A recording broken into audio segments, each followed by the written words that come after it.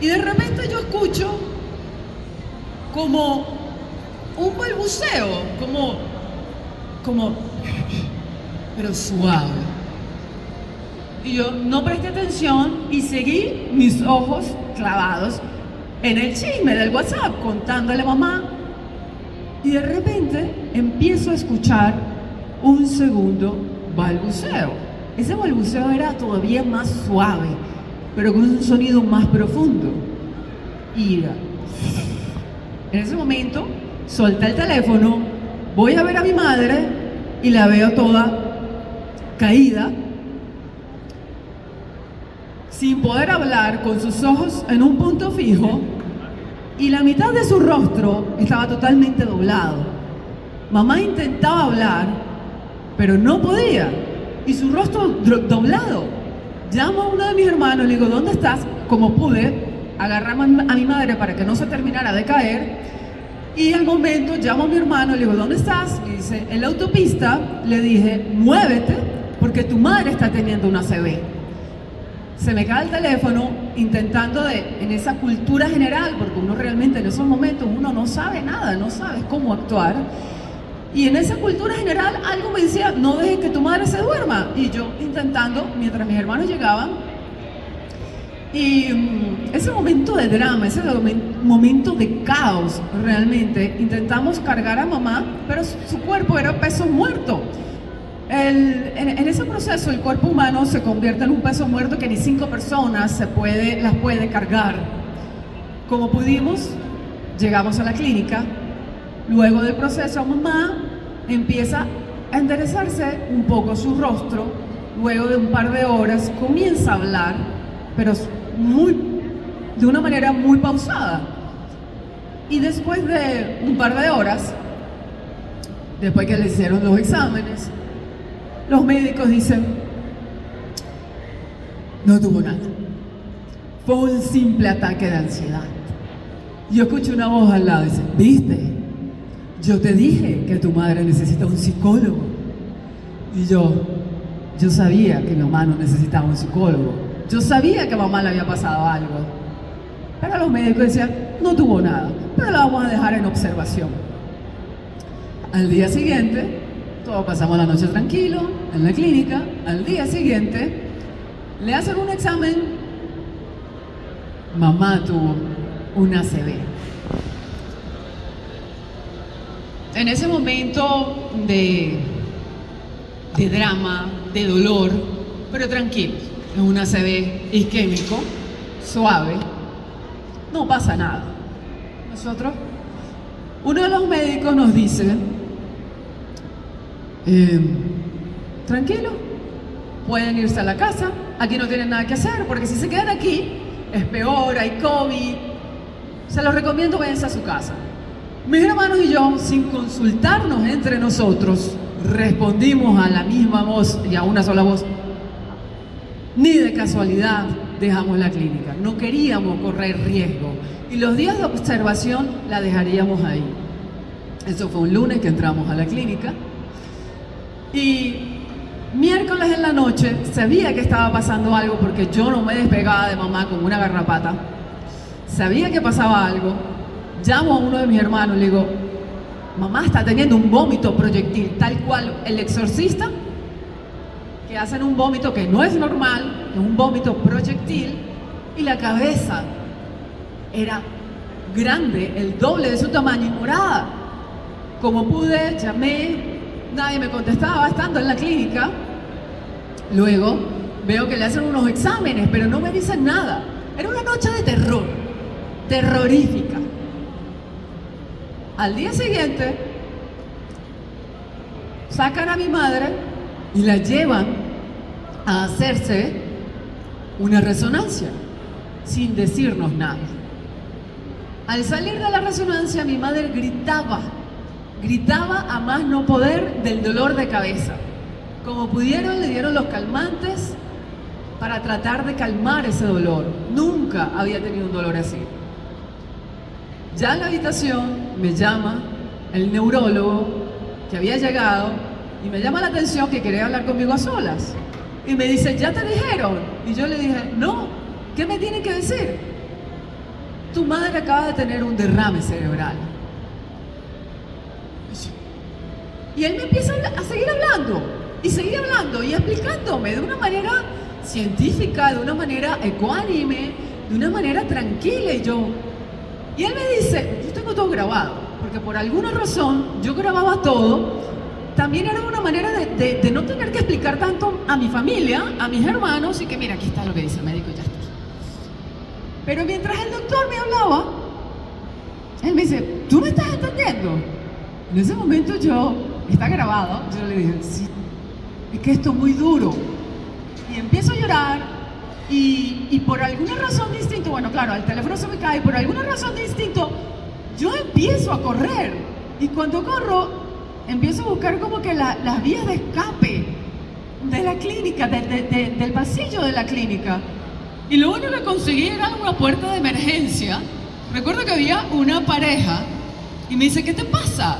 Y yo le digo, mi mamá, derrame cerebral. No dijeron nada, no tenían que decir nada.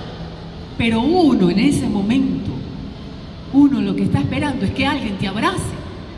Yo quería que alguien me abrazara, no me importaba a mí si era un desconocido. Pero en ese momento necesitaba un abrazo. No había nadie, mis hermanos estaban en el tráfico. Y mi madre estaba, quedamos en que no ibas a llorar. Ajá. Mi madre estaba en la habitación. Nadie pudiese pensar que mamá tenía un derrame cerebral, porque su rostro era blanco, era tierno, estaba hablando, estaba tranquila. Lo único que podía diferenciarse era ese estado de sueño. Ahí, en medio de las escaleras de emergencia, había una ventanita donde se podía ver el cielo, y ahí comenzaba mi pelea con Dios. Yo empiezo a pelear con Dios, miro al cielo y le digo, ¿por qué? ¿Por qué le haces esto a mi mamá? Una mujer libre de pecados, tú no existes. Y era ese dolor inmenso que yo estaba peleando con él. Y en ese momento regreso, sabía que tenía que seguir peleando con Dios, porque estaba enfurecida. En medio de mis lágrimas, regreso, sabía que yo tenía que continuar la historia de mi vida en medio de ese caos. Regreso al pasillo 5 de la clínica, llamo a uno de mis hermanos y le digo, como pude, mamá tiene un derrame cerebral. Del otro lado del teléfono escucho un no con un eco kilométrico, se me cae el teléfono, me siento en contra de la pared, y en ese momento que yo me siento llorando a moco suelto, siento que me hacen así, y era un médico de hace más de 25 años, médico de mi madre, y lo único que escucho es decirme, así, sin anestesia, al calzón quitado, levántate, te limpias los ojos, que tu madre no te ve así, le tienes que decir que la tenemos que subir a terapia intensiva porque está a peligro de muerte, corre riesgo. Mi mente no lo procesaba. Y a la par yo decía, ¿pero por qué yo tengo que vivir esto? ¿Por qué tengo que ser yo la que tiene que decirle esto a mi madre? No sabía cómo. En ese momento, obviamente yo estaba peleada con Dios, pero yo le pedía fuerza para que me enseñara cómo hacerlo.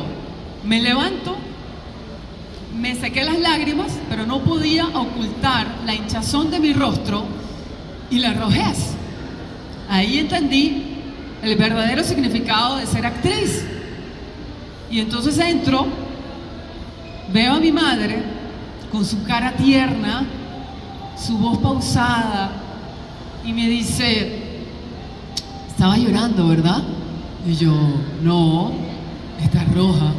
Claro, porque a la gente de la clínica se le ocurre la brillante idea de fumigar, y que para la cosa del COVID, y yo echándole cualquier cuento a mamá, y mi mamá, tan inocente, se lo creía. Y en ese momento yo le decía, mamá, mira mamita, te van a subir a terapia intensiva. Y lo primero que me dice mamá, me dice, ahí no estuvo papá, ¿verdad? Estoy mal, tengo algo. No, tú no estás mal nada, tú no ves, tú estás más bella que yo, te van a subir, porque terapia intensiva es full equipo. Ahí tienen todos los equipos que te van a cuidar. Mira, ahí tiene hasta aire acondicionado, aquí no tiene nada. Esto está, mira. Entonces allá te van a proteger más. Y mi mamá todo lo recibía de una manera ecuánime, de una manera, o sea, mamá no, en el rostro de mamá lo que había era luz. No existía miedo alguno. El miedo estaba en nosotros. Del otro lado, al hombro me hacía así el doctor. Vivian, un segundo más y un segundo más que corremos peligro de muerte con tu madre. Cuando él me dice esto, le dije, llévensela, vámonos. Acompañé a mi madre, en ese momento ya mis hermanos estaban esperándome. Y ya, cuando ya mamá, en todo momento, lúcida, la meten a terapia intensiva.